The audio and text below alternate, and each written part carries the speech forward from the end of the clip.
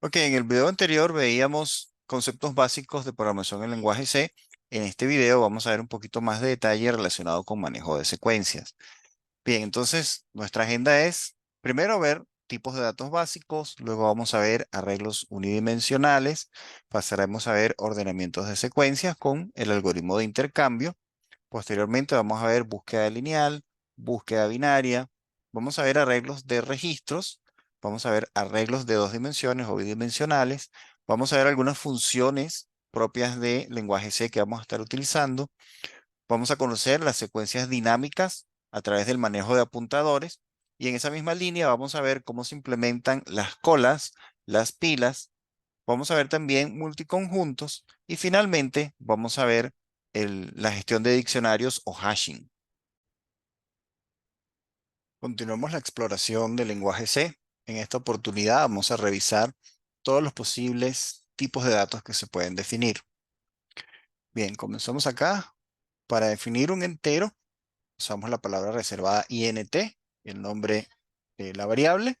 Usamos la asignación para ponerle un valor. En este caso estamos poniendo el número 10. Para un entero sin signo, ponemos la palabra reservada unsigned, después int, el nombre de la variable. En este caso le estamos asignando 20. Para un entero corto, ponemos el prefijo short. ¿Ok? Para un entero largo, ponemos el prefijo long. ¿Ok? Y para un entero muy largo, ponemos long dos veces. Entonces aquí está la asignación de estos valores. 10, 25, 100.000 y aquí un número muy grande. Ok. Valores de punto flotante, es decir, que manejan decimales.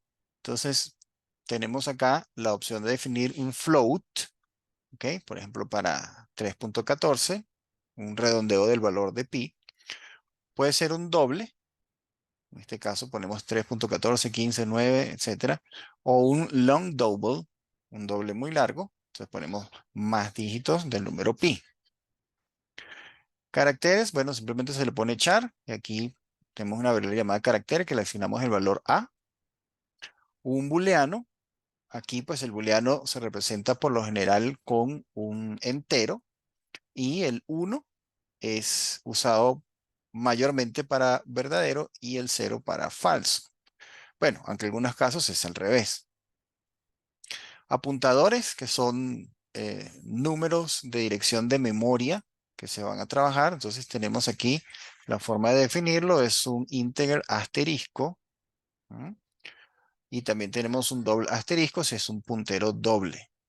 ¿Ok? Entonces aquí en este caso estamos asignando el valor inicial de entero, de la dirección de entero, este que está aquí arriba, y también el de el doble, que sería este. Bien, también tenemos los arreglos, estos son muy utilizados. En este caso estamos declarando un arreglo de enteros, se hace así, se pone aquí el tipo, esto puede ser integer, puede ser char o puede ser un tipo definido por el usuario. El nombre que le vamos a dar al arreglo, en este caso se llama arreglo. Abrimos este símbolo, ponemos la cantidad, ¿ok? Y cerramos el símbolo. En este caso va a ser 1, 2, 3, 4, 5. 5 valores. Para hacer una cadena de caracteres, pues solamente ponemos aquí char, abrimos y cerramos y le ponemos un valor inicial. Enumeraciones lo que permite es ponerle un sinónimo a los números que van 0, 1, 2, 3, 4, etcétera. Entonces aquí le estamos poniendo los días de la semana y pues entonces va a ser el equivalente a poner el lunes como 0, el martes como 1, el miércoles como 2 y así. Aquí que estamos inicializando este enum, que se llama día de hoy, le pusimos miércoles. Cuando lo despleguemos deberá dar el valor 2. Bien, y lo más interesante, se pueden definir estructuras donde se agrupan campos. Por ejemplo, aquí tenemos la persona, donde el nombre es una cadena de caracteres de 50 y la edad es un entero. Entonces se define así, struct, el nombre de la estructura, se abre corchetes aquí, se colocan los campos separados por punto y coma, y aquí estamos declarando una variable de este tipo y de una vez lo estamos inicializando. Entonces, por ejemplo, persona 1, que le asignamos el valor Juan en el nombre, y la edad 30. Ahora, uniones es algo que no se usa mucho, pero pues está disponible. Lo que hace es que al valor se le puede asignar un campo u otro. Por ejemplo, si yo defino el dato que está acá como unión, tipo dato, y le asigno a dato punto entero un valor, el 1 aquí, y después a dato punto decimal 1.5, este va a sobreescribir a este otro. Y así es como funciona. Es un solo espacio en el que se van reemplazando los valores. Y también están los tipos definidos por el usuario, como por ejemplo este de acá, que lo vamos a llamar tamaño, se hace con typedef, en este caso es un unsigned long integer, y después declaramos la variable colocando ese nuevo tipo definido por el usuario, por ejemplo para esta variable tipo tamaño, le pusimos tamaño de archivo y un valor inicial de 1024. Bien, entonces nuestro programa va a declarar todas esas variables y las va a imprimir por pantalla. Vamos a ver una prueba. ¿Ok? Entonces aquí fíjense, tenemos los enteros, el 10, 20, 5, 100.000 y el otro número grande. Punto flotante tenemos 3.14, 3.14, 1593 y 3.14, 1593, ¿ok? Porque aquí lo recortamos. ¿Ok? El carácter es la A, el booleano 1, ahí están los apuntadores. En los arreglos imprimimos los tres primeros valores que son 1, 2, 3. Vamos a mostrárselo aquí arriba. Acá, 1, 2, 3. Luego tenemos la cadena a la que le pusimos hola. El enumerado que corresponde al miércoles, este 2. La estructura, donde pusimos aquí nombre y edad, o sea, Juan 30. La unión, como el segundo que pusimos fue el dato decimal, sobreescribió el primero. Y el tipo definido por el usuario que tiene un valor 1024. En el siguiente ejemplo vamos a trabajar con secuencias estáticas o arreglos estáticos y vamos a ilustrar cómo se pueden ordenar a través del algoritmo de intercambio. Ok, entonces comencemos por ver esta rutina que recibe un arreglo, una cadena de caracteres en esta ocasión, recibe también la longitud de ese arreglo. Posteriormente vamos a ver un ejemplo donde no haga falta decir cuál es la longitud. Pero en este sí. Entonces vamos a declarar un par de índices i, j y una variable temporal que nos va a permitir intercambiar los valores. Entonces vamos a usar aquí la instrucción for para recorrer desde 0 hasta la longitud del arreglo -1, incrementando de a 1. Y adentro vamos a poner otro for que va a partir desde 0 y va a avanzar hasta la longitud del arreglo -1 menos i, ¿ok? Que i es el actual, haciendo incremento de a 1, y ahí se hace la pregunta. Si la posición del arreglo actual es mayor que la posición del arreglo siguiente, entonces vamos a hacer acá un cambio. A la variable temporal le asigno el valor actual, al valor actual le asigno el valor siguiente, y al valor siguiente le asigno el valor que tenía almacenado temporalmente. Ok, entonces esto lo vamos a hacer para, supongamos que va a ser una lectura de los números de unos atletas. Ok, entonces vamos a definir aquí en el programa principal una variable que se llame cantidad de atletas y le vamos a pedir al usuario que indique cuántos atletas son. Luego declaramos el arreglo, ok, que va a ser, se va a llamar números atletas y la cantidad de atletas va a ser acá dinámica, ¿verdad? Lo que meta el usuario. Luego aquí tenemos un for para leer cada uno de los números de los atletas. Vamos a ponerle ahí un prompt que diga ingrese el número del atleta y ahí vamos a poner 1, 2, 3, etcétera. ¿Ok? Y vamos capturando eso con un scanf y lo vamos a guardar directamente dentro del arreglo.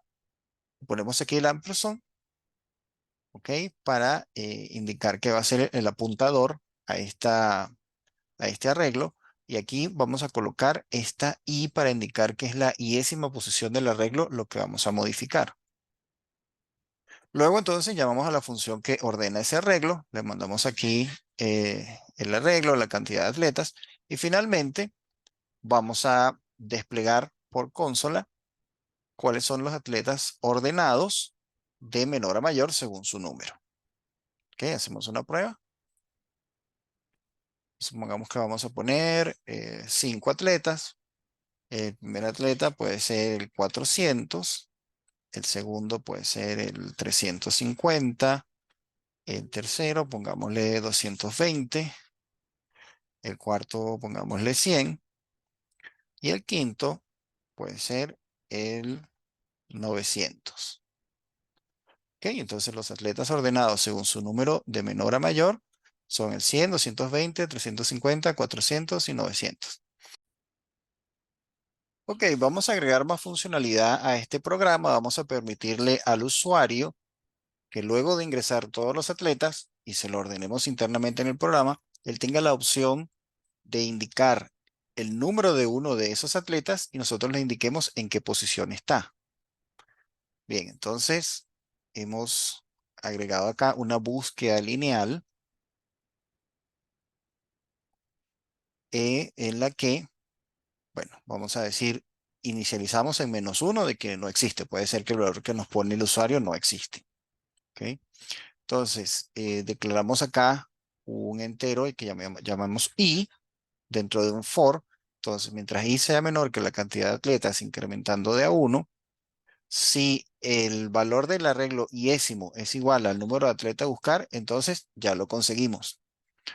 Le sumamos 1 porque, bueno, ya sabemos que el lenguaje C cuenta desde 0, ¿verdad? En los arreglos. Entonces le sumamos 1, esa sería la posición.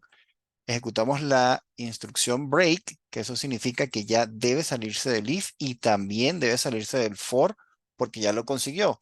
Nada haríamos si sigue buscando porque ya lo consiguió. Entonces luego de hacer esa búsqueda lineal, preguntamos si el índice encontrado es distinto de -1, en cuyo caso funcionó. Y ahí vamos entonces a indicar en qué índice está el atleta buscado. En caso contrario, si es igual a -1, damos el mensaje de que el atleta no se encuentra en el arreglo. Muy bien, hagamos una prueba. La cantidad de atletas, supongamos que son 7. Vamos a poner los 7 atletas, por ejemplo, 50, 60, 10, 30, 20, el 70 y el 80. Vamos a buscar el atleta 30 y se encuentra en el índice 3. Está funcionando. Ok, continuamos con el caso este de los atletas. Vamos a ilustrar ahora cómo hacer una búsqueda binaria, no una búsqueda lineal. Entonces hemos creado acá una rutina de búsqueda binaria donde le pasamos el arreglo de enteros, le pasamos el indicador de inicio, el indicador de fin y el elemento de búsqueda. Entonces aquí tiene un while, ¿va? Desde inicio, que inicio sea menor o igual que fin. Vamos a indicar que el medio va a ser el inicio más la diferencia entre fin menos inicio dividido entre 2. ¿Ok? Si la posición en el arreglo con el índice medio es el elemento, retornamos eso, esa posición, porque ya la hemos encontrado. ¿Ok? Luego, si el valor que está en el arreglo con el índice medio es menor que el elemento, entonces al inicio le decimos medio más 1. ¿Ok?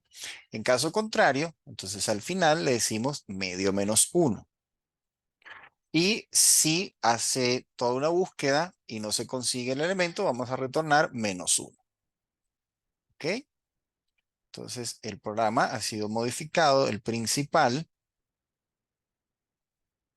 para hacer acá ejecución del programa, perdón, de la rutina de búsqueda binaria, donde le vamos a decir el arreglo que comience desde 0 y que su fin sea la cantidad de atletas -1.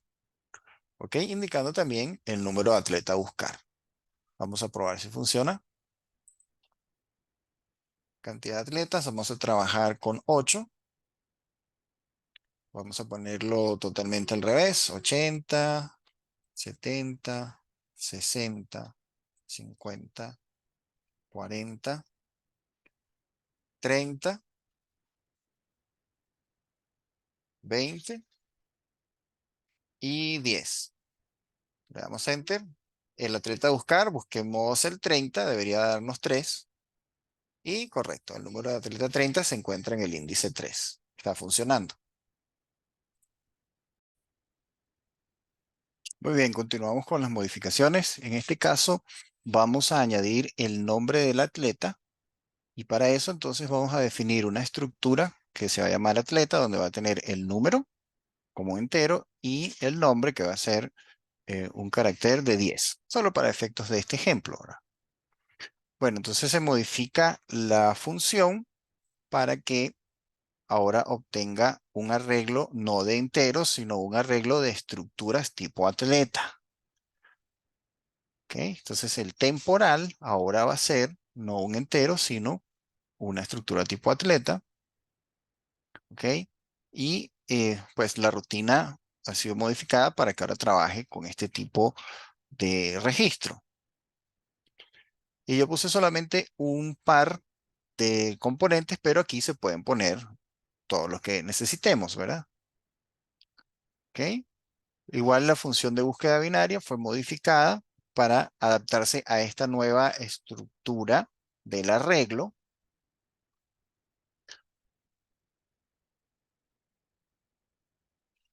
La captura de datos también la hemos modificado para que el usuario coloque el número del atleta y a continuación el nombre del atleta para así nosotros llevarlos al programa. Pues se llama a la función y luego vamos al momento de obtener el atleta que se está pidiendo ubicar a pasar por consola no solamente el índice, sino también el nombre. Ok, vamos a hacer una prueba. Cantidad de atletas, vamos a poner solo 3. El número de atleta 1, digamos que es el 200. Su nombre es Juan. El atleta 2, su número es el 300. Su nombre es Alicia. El atleta 3, vamos a ponerle el número 100. Y su nombre, Pedro. Ok, entonces, ¿cuál es el número del atleta a buscar? Vamos a ponerle el 300. Dice, el número de atleta 300 se encuentra en el índice 3 y su nombre es Alicia. Está funcionando.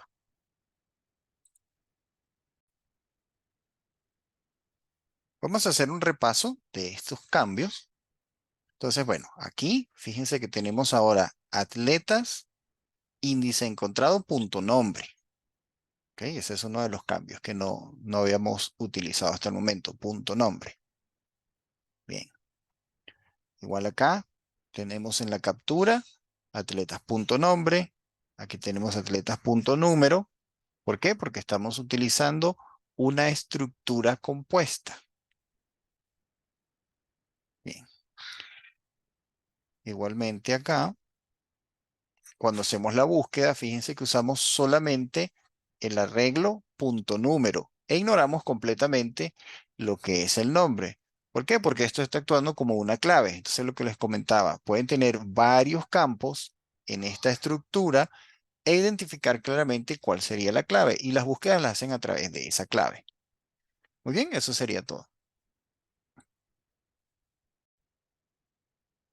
Ok, en este ejercicio vamos a ejemplificar cómo utilizar arreglos bidimensionales, cómo utilizar funciones propias del lenguaje C y el trabajo consiste en recibir una matriz por consola, multiplicar los elementos de esa matriz por sí mismos, o sea, elevarlo al cuadrado, y también calcular el valor absoluto de los valores que se van a ingresar en esa matriz, partiendo de la premisa de que la matriz es de enteros. Ok, entonces aquí hicimos la programación de algunas rutinas. Bueno, antes quería mencionarles, estamos incluyendo un par de librerías más. Aquí tenemos la librería stdlib. Hasta ahora estamos trabajando con la stdio. Tenemos también la librería mat, que es para funciones matemáticas. De aquí vamos a usar la función pau. que es la de elevar al cuadrado, bueno, elevar a cualquier potencia. Solo que en este caso lo vamos a pasar como parámetro el 2 para que lo eleve al cuadrado. Bien, entonces tenemos esas librerías y hemos generado acá una función para ingresar la matriz desde la consola. Entonces aquí va a recibir la cantidad de filas, la cantidad de columnas y la matriz va a estar generándose acá como tercer parámetro. Bueno, somos un printf pidiendo ahí cuántas filas y columnas va a tener. Y luego aquí vamos a tener un for que va a recorrer las filas, variando este contador i desde 0 hasta el número de filas. Adentro vamos a tener otro for que va a recorrer las columnas con este índice j que va desde 0 hasta el número de columnas. Y bueno, ahí vamos a hacer entonces una petición del valor que vamos a colocar en esa matriz. Hacemos un scanf y fíjense cómo hacemos referencia. Vamos a ponerle en matriz IJ el valor que vamos a leer. Ok. Luego tenemos otra función para mostrar la matriz. Recibe la cantidad de filas, la cantidad de columnas, la matriz como tal. Y entonces tenemos aquí otra vez dos for, ¿no? Aquí anidados, en el que se recorre la matriz con el índice i en cuanto a las filas y con el índice j en cuanto a las columnas. Y esta es la forma entonces de recorrerlos. Tenemos acá una función que calcula el valor absoluto de la matriz. Fíjense que recibe filas, columnas, la matriz fuente y la matriz destino. ¿Ok? Entonces acá, fíjense nuestra matriz resultado, que es el último parámetro, en el índice i y el índice j, le voy a colocar el valor absoluto a través de esta función del lenguaje C, el valor absoluto del valor de esta matriz. Tenemos otra función más que eleva al cuadrado, donde hace igual su recorrido con los índices i, j, utilizando dos fors, y adentro pues el resultado va a ser la llamada de la función PAU con el parámetro 2 para que lo eleve al cuadrado. Entonces en nuestro programa principal tenemos aquí la solicitud del número de filas, la solicitud del número de columnas. Se declaran aquí tres matrices, una que es la original, otra para el valor absoluto y otra para el cuadrado. Lo primero que hacemos es ingresar esa matriz, luego mostramos la matriz original, aplicamos el valor absoluto y mostramos la matriz resultante. Eh, Luego hacemos la aplicación de el PAU o elevar al cuadrado y mostramos la matriz. Veamos entonces un ejemplo sencillo de una matriz 2 por 2. Le damos clic aquí en Run. Entonces, número de filas de la matriz, supongamos que son 2. Número de columnas, 2. Entonces, el elemento 0, 0, que es el que está arriba a la izquierda, vamos a ponerle un -1. El elemento 0, 1, vamos a ponerle un 2. Al elemento 1, 0 también un 2. Y al elemento 1, 1 vamos a colocarle un 3. Ok, vamos a ver entonces el resultado. La forma como coloca la matriz sería así, -1, 2, 2, 3. Si le tomo el valor absoluto, sería 1, 2, 2, 3. Fíjense que le cambió el negativo. Y si lo elevo al cuadrado, me da 1, 4, 4, 9. ¿Ok? Ese sería el ejercicio. En este ejercicio les vamos a mostrar cómo manejar colas con apuntadores en lenguaje C. Bien, entonces estamos incluyendo aquí tres librerías, standard.io, standard.lib y time. Lo primero es que vamos a hacer la definición de una estructura que llamaremos medición, en la que se va a almacenar una temperatura en grados centígrados. Vamos a almacenar el timestamp, es decir, el momento en el que se está haciendo esa medición. Y vamos a almacenar también un apuntador hacia el siguiente registro. Entonces esto lo vamos a capturar por pantalla. Vamos a ir metiendo los valores y el sistema va a asignarle el tiempo en ese momento y un apuntador al siguiente. Ese es el objetivo. Ok, entonces definimos también una estructura de cola para mediciones que va a estar compuesta por un frente y un fin, dos apuntadores. Y van a ser apuntadores a estructuras tipo medición. Entonces, lo primero que hay que hacer es una función para inicializar la cola. ¿Ok? Va a recibir como parámetro un apuntador a una cola de mediciones. Y ahí lo que vamos a hacer es que tanto al frente como al fin vamos a asignarle null, es decir, que apunten a ningún lado. Ok, y tenemos esta otra rutina que es la de encolar, agregar un elemento más a la cola. Recibe como parámetros una cola y el valor de la temperatura que estamos leyendo. Primero se crea una nueva medición, para eso se declara de esta manera, ponemos struct medición asterisco nueva medición y vamos a reservar un espacio en memoria. Para eso le decimos malloc, que es memory allocation, sizeof para medir cuánto ocupa sobre una estructura de medición. Entonces esto lo pasa en blanco. Luego vamos a asignar valores al campo temperatura, ya se hace así con un guión y un signo de mayor. Al campo temperatura le asignamos temperatura, que es el parámetro. Al timestamp vamos a asignarle el valor que nos dé el sistema a través de este comando time. Y la siguiente medición le asignamos null. Ok, si la cola está vacía, se establece frente y fin, es decir, esto va a contener un solo elemento. Y ahí colocamos que tanto frente como fin apunten a una nueva medición. Si no, vamos a enlazar el último nodo de la cola con el nuevo nodo. ¿Cómo se hace eso? A cola fin eh, siguiente le ponemos nueva medición. Y a cola fin le asignamos nueva medición.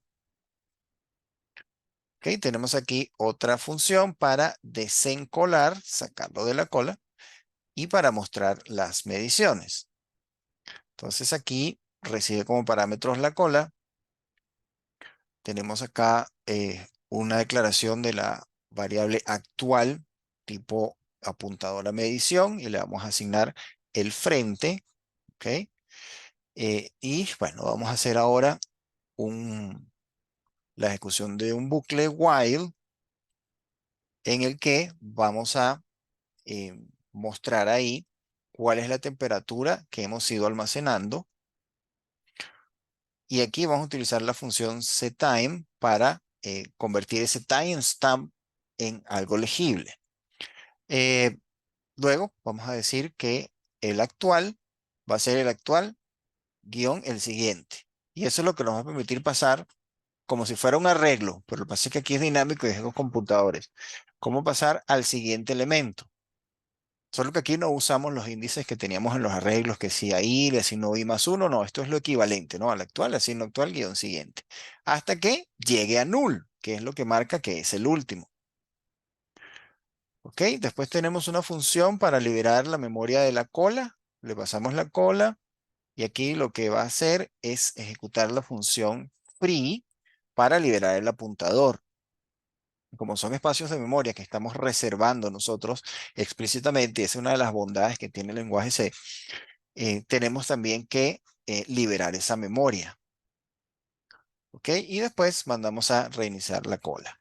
Ahora, el programa principal queda así. Primero se le solicita al usuario la cantidad de mediciones, se obtiene ese número, se hace una declaración de la cola, se inicializa esa cola y después se leen los n valores de la temperatura y se van encolando.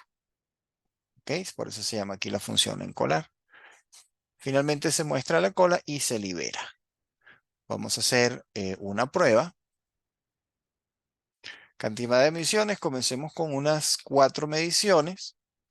En grados centígrados sería, no sé, 35.1, 35.1 nuevamente. Vamos a poner 35.2 y aquí 35.0. ¿Ok? Entonces ahora, fíjense cómo se fue grabando.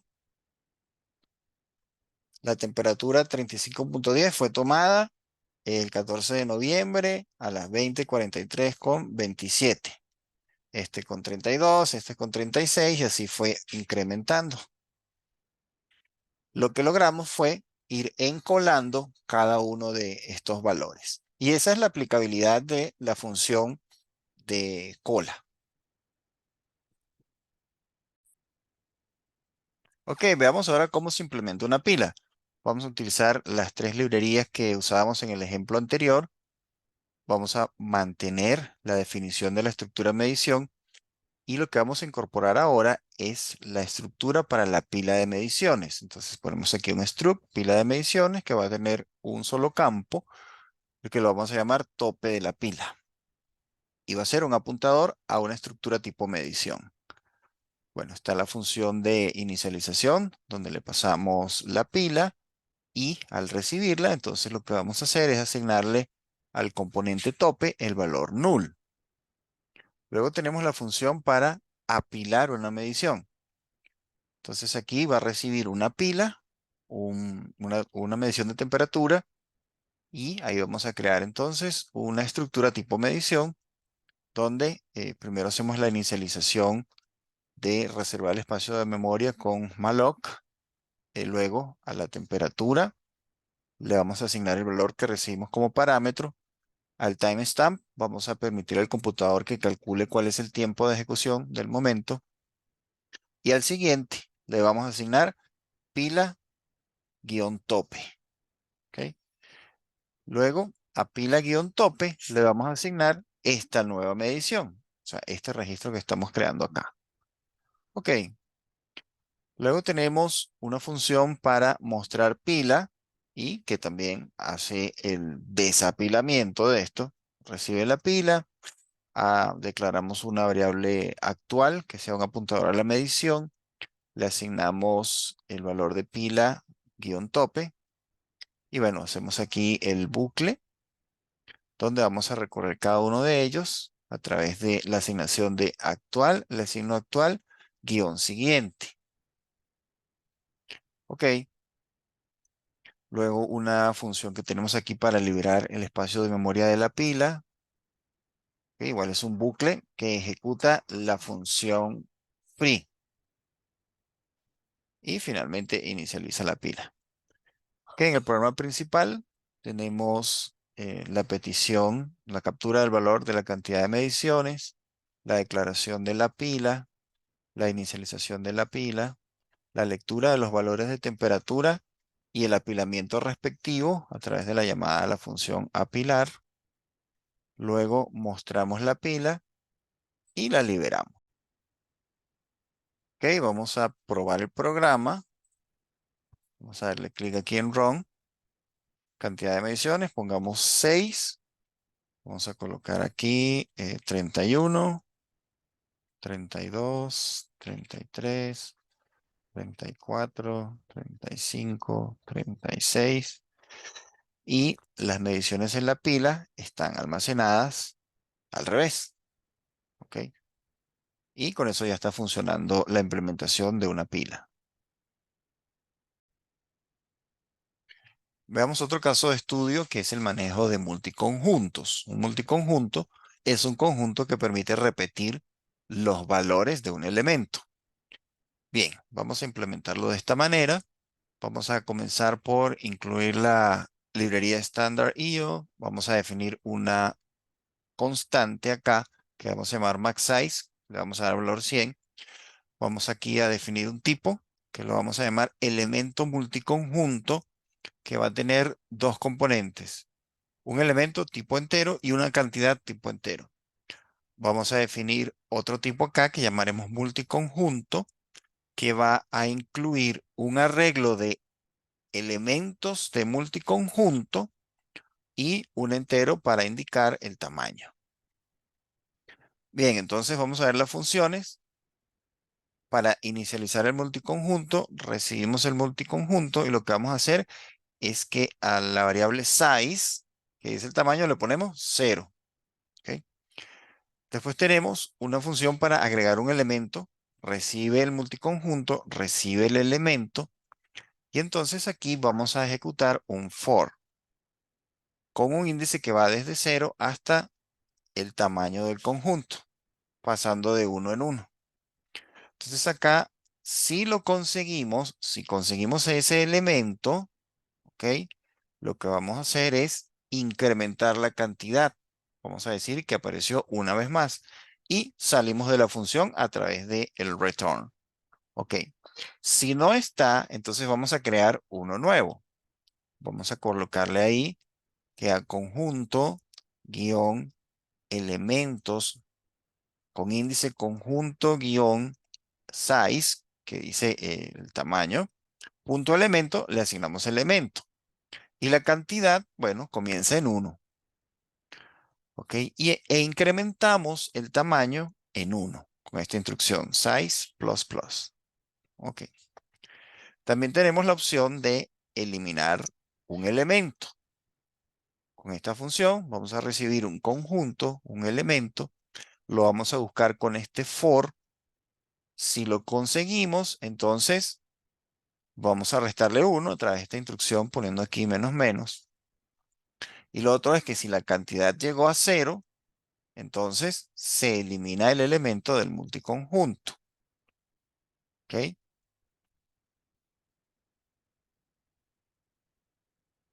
Tenemos también la función de mostrar un multiconjunto que va a recorrer con índices desde 0 hasta el tamaño del conjunto, cada uno de los elementos y lo va a desplegar por la consola. Vamos a poner el elemento y también la cantidad. Y aquí estamos introduciendo algo nuevo y es que vamos a crear los casos de prueba directamente en el programa para que el usuario no tenga que estar metiendo los datos. Entonces, esto se usa mucho en lo que es validación automática o automatización de pruebas. Bien, entonces en nuestro caso de prueba, vamos a declarar un conjunto tipo multiconjunto, lo vamos a inicializar, luego vamos a agregar elementos, vamos a agregar ahí el valor 3, después el 5, luego el 3, después el 7, ya pueden ver que se repite el 3. Vamos a ejecutar la transacción mostrar multiconjunto para que lo podamos ver. Luego vamos a eliminar el número 3, uno de ellos, y vamos a mostrar cómo queda el conjunto al eliminarlo. Agregaremos otros elementos más. Vamos a agregar el 5, el 7 dos veces, el 10, un 3 y vamos a mostrar cómo queda nuestro multiconjunto. Posteriormente vamos a eliminar el 7, el 10, el 5 y mostramos nuevamente cómo queda el multiconjunto. Bien, y en la función principal lo que vamos a hacer es llamar a nuestro caso de prueba. Ok, ejecutemos el programa y vamos a mostrar entonces el multiconjunto al principio tiene el número 3 dos veces, el 5 una vez, el 7 una vez. Luego que borramos una de las existencias del 3 quedó en 1. Luego agregamos una más del 3, agregamos una más del 5, agregamos dos más del 7 y agregamos una del 10 y así aparece el nuevo multiconjunto. Después hicimos eliminación y fíjense, ya aquí en la última vez no aparece el 10, el 7 aparece una vez menos, el 5 aparece una vez menos y el 3 permanece igual. Muy bien, ese era el ejemplo de manejo de multiconjuntos. Veamos otro caso de estudio. En esta oportunidad vamos a ver lo que son los diccionarios, tablas de hash o hashing, que consiste en agrupar en valores de una tabla conjuntos de nodos o registros que tienen la particularidad de que comparten la misma clave. Entonces, para implementarlo, vamos a incluir estas tres librerías, Stdio, Standard Live String, y vamos a definir un máximo de la tabla, aquí con esta constante table size. Vamos a definir un nodo, que es lo que va a formar nuestra lista de cada una de las entradas a la tabla de hash, y está conformado por una clave, por un valor y un apuntador al siguiente nodo. Luego vamos a definir nuestro mapa de hash, que va a ser eh, un arreglo que vamos a llamar buckets de nodos. Ok. Entonces aquí vamos a definir la función hash, que en este caso le pasamos una clave y la clasifica. Y esta clasificación simplemente va a ser la división del número entre el valor que tenemos como máximo de la tabla y va a tomar el resto de la división. Ok, entonces esa va a ser la clasificación. Tenemos ahora una función para inicializar el mapa de hash, que lo que va a hacer es que a cada uno de los valores de la tabla, en su bucket, acá, le va a colocar nulo para que empiece con un apuntador vacío. Luego tenemos una función de inserción en nuestro mapa de hash, donde le pasamos la clave y le pasamos el valor. Bien, entonces vamos a definir aquí un índice al cual le vamos a dar el resultado de la función de hash en base a la clave. ¿Ok? Entonces, luego vamos a crear un nodo donde le vamos a poner aquí el espacio de memory allocation de malloc.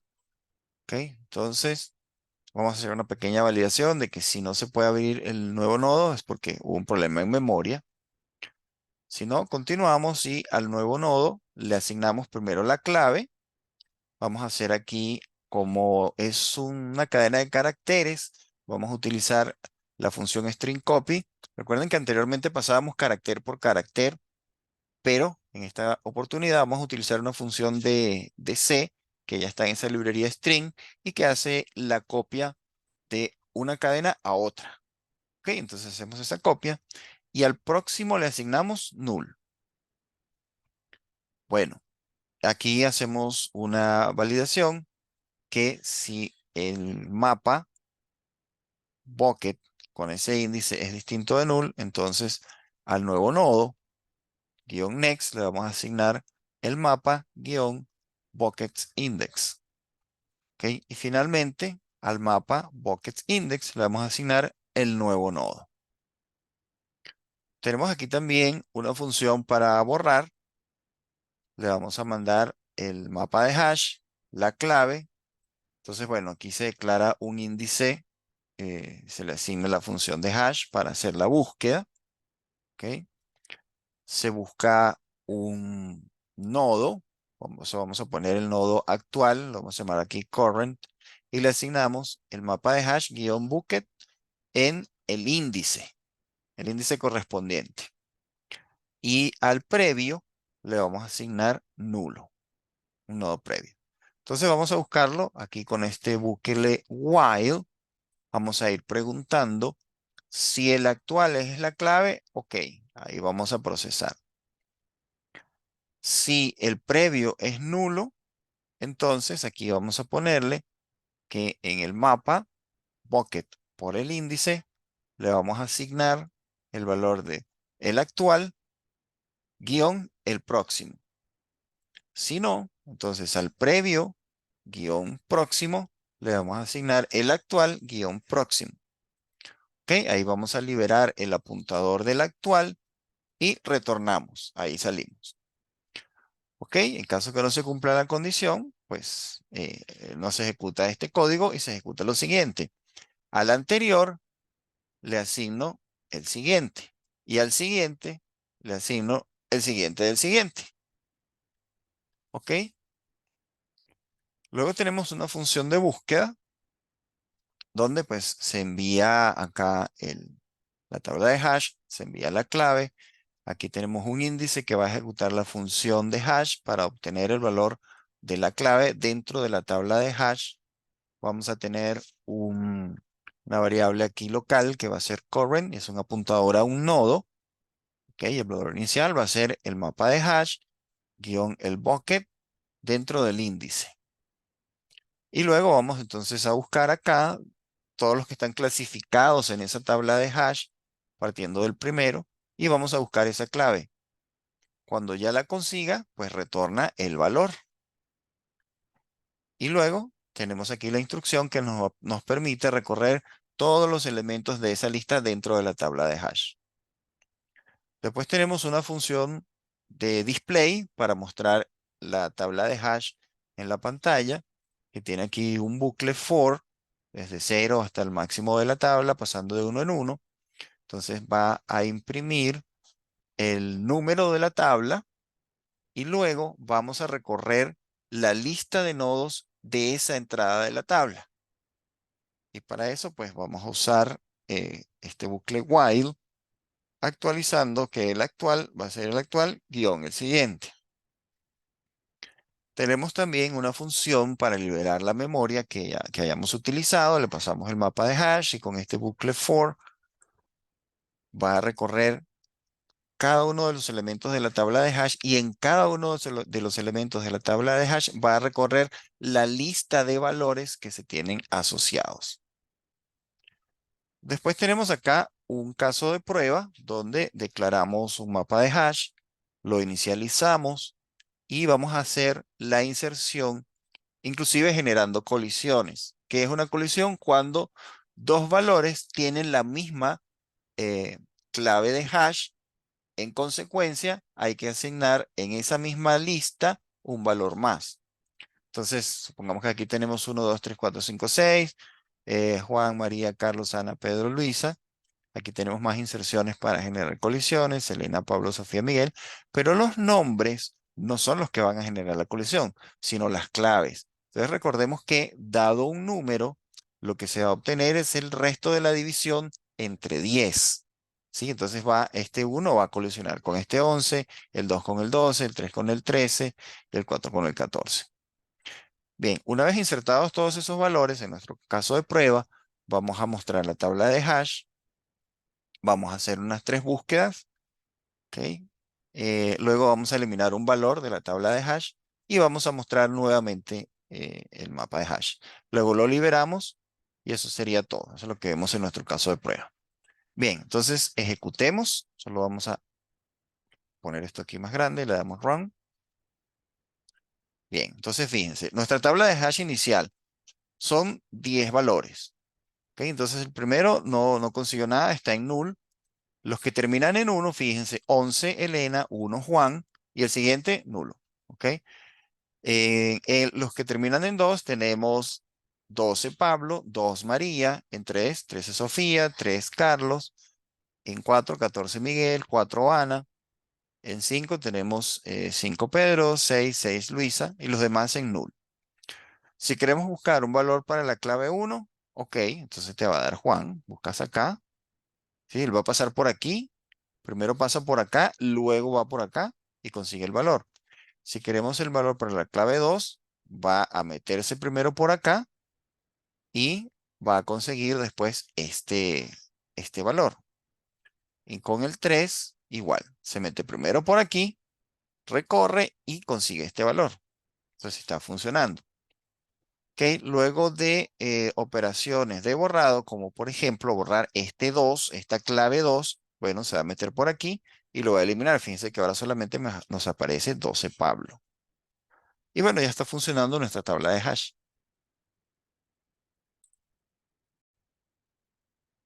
Ok, bueno, ya hemos recorrido los 13 puntos que habíamos planteado para este video en cuanto a manejo de secuencias. En el próximo video vamos a hablar de árboles en lenguaje C.